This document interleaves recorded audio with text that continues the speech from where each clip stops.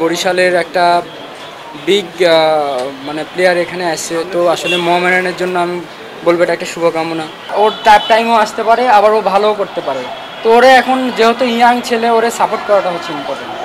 না, অবশ্যই একটা অভিজ্ঞ টিম। আপনি এখানে দেখবেন যে সিনিয়র জুনিয়র একটা কম্বিনেশন আছে আপনি।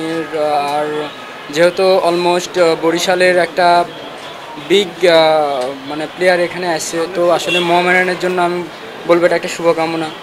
আর যেহেতু টিম ভালো হয়েছে, তো আমরা আসলে আর প্রত্যেকটা প্লেয়ারের কনফিডেন্স লেভেলটাও ভালো আছে, তো আশা করি একটা ভালো কিছু রেজাল্ট আশা করি।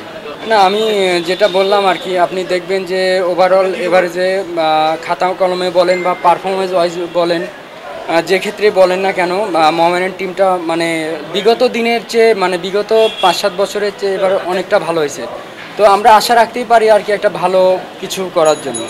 না, আপনি যখন ইন্টারন্যাশনাল বড় ইভেন্টগুলো খেলবেন, ওইখানে স্পিন উইকেট অনেক ভালো হয়ে থাকে, তো একটু ডিফিকাল্ট সময় আসতে পারে। তারপরেও যেহেতু আমরা অ্যাজ এ প্রফেশনাল প্লেয়ার, তো আসলে এগুলো নিয়েই আমাদের খেলতে হবে, যতটুকু আমাদের টিমকে ভালো করা যায় সেই দিকে ফোকাস রাখতে। দেখেন, ভালো করাটা হচ্ছে ইম্পর্টেন্ট। তো আমি উইকেট কেমন হলো এটা যদি যাচাই করতে যাই, আসলে পারফরমেন্স কেমন হবে এটা আমি বলতে পারবো না, বাট প্রত্যেকটা টিমই ওই উইকেটগুলোতেই খেলতেছে।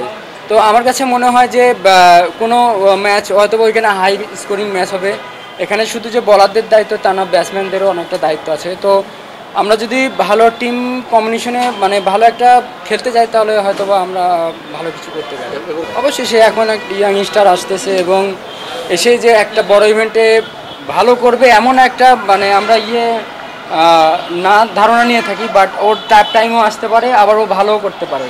তো ওরে এখন যেহেতু ইয়াং ছেলে, ওরে সাপোর্ট করাটা হচ্ছে ইম্পর্টেন্ট। টপ অর্ডারে খুব একটা মানে বাংলাদেশ যেভাবে স্টার্ট দেওয়া উচিত বা দেওয়ার কথা সেটা হচ্ছে না, এটা মানে সমস্যাটা কোথায় আপনার কাছে কি মনে হয়? এটা আসলে সলিউশন করার দায়িত্ব আমার না। আর আমার কাছে মনে হয় আপনি মোহামেডানের বাইরে চলে যাচ্ছেন।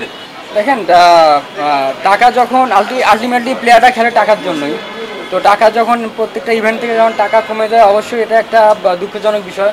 শুধু এখানে ন্যাশনাল টিমের প্লেয়ার না, আপনার অনেক প্লেয়ার আছে যারা ডোমেস্টিক খেলে আপনার ফ্যামিলি চালাইতে হয়, তাদের জন্য আসলে অনেক কঠিন হয়ে যায়।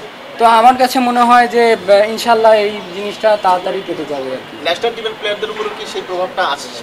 ন্যাশনাল টিমের প্লেয়ারদের উপর আসে না এটা আমি বলবো না, অবশ্যই আসে, বাট যারা শুধু ডোমেস্টিক খেলে তাদের তুলনা হয়তো একটু কম আসে, বাট সবার উপরই আসে আর কি। দেখেন, আমরা সবসময় বলি যে ভালো উইকেটের কথা, তো ভালো উইকেটে যত আমরা খেলবো আসলে খেলার মানটা তত উন্নত হবে। আপনি যখন দেখবেন যে এবারে যে 300 রানের উইকেট হবে, ওইখানে বলাররাও অনেক কিছু শিখতে পারবে, ব্যাটসম্যানদেরও হিটিং পাওয়ারটা বাড়বে, মানে বিভিন্ন আছে আর কি। তো আমার কাছে মনে হয় আমি এক্সপেক্ট করবো যে ভালো উইকেটে যেন আমরা খেলতে পারি।